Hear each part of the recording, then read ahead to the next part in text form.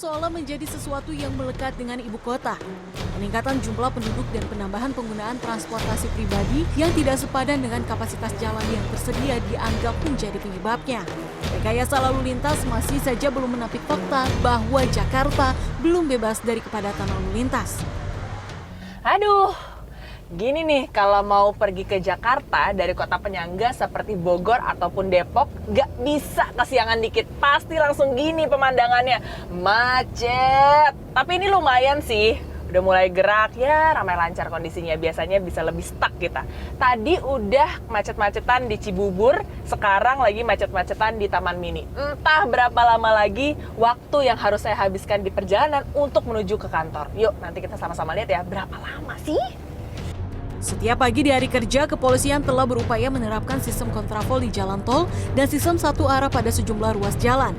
Namun, hal tersebut belum cukup menuntaskan permasalahan kemacetan yang masih harus saya dan sejumlah pengguna jalan lainnya hadapi setiap harinya.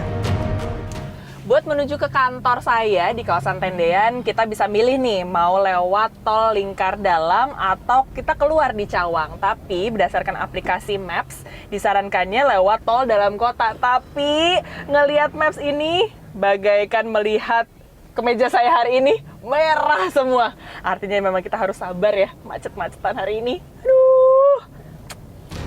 Akhirnya dari Bogor saya tiba di kantor dalam waktu 2 jam saking padatnya jalanan ibu kota. Padahal normalnya perjalanan bisa ditempuh hanya dalam waktu 1 jam 15 menit. Kemacetan pagi sungguh merata, bukan hanya di jalur tol melainkan juga jalur non-tol. Bila mengacu pada TomTom Traffic Index, saat ini Jakarta masih menduduki peringkat ke-29 dari 309 kota termacet di dunia. Berdasarkan situs tersebut, tingkat kemacetan pagi hari berada di angka 65%, sama persis dengan yang terjadi pada 2019 sebelum pandemi. Sejalan dengan hal tersebut, berdasarkan data dari Dirlantas Polda Metro Jaya awal tahun 2023, indeks kemacetan ibu kota tergolong mengkhawatirkan. Angka kemacetan tahun ini dibuka di angka 50%, mendekati indeks kemacetan pada 2019 lalu, yakni 53%. Banyak dampak terjadi akibat kemacetan. Dari aspek psikologis misalnya, dosen Fakultas Psikologi Universitas Indonesia mengatakan kondisi tersebut mampu memicu konflik dan bahaya di jalan.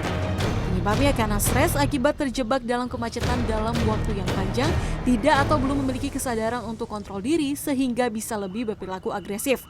Ketika berkendara, jangan hanya berpikir mengendara itu yang penting kita bisa punya keterampilan psikomotorik yang bagus, tapi etika berkendara itu yang lebih penting. Kalau mau lebih tertib, yang juga cukup besar signifikan pengaruhnya adalah penerapan enforcement yang konsisten. Sekretaris Jenderal Masyarakat Transportasi Indonesia berpendapat perjalanan adalah biaya transaksi.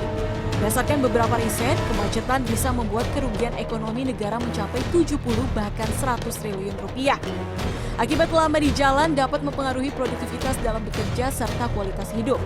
Kendati demikian, kemacetan yang dihadapi setiap hari disebut merupakan fenomena jangka pendek sambil menunggu pulihnya kembali kapasitas angkutan umum massal dan pembangunan sejumlah transportasi umum.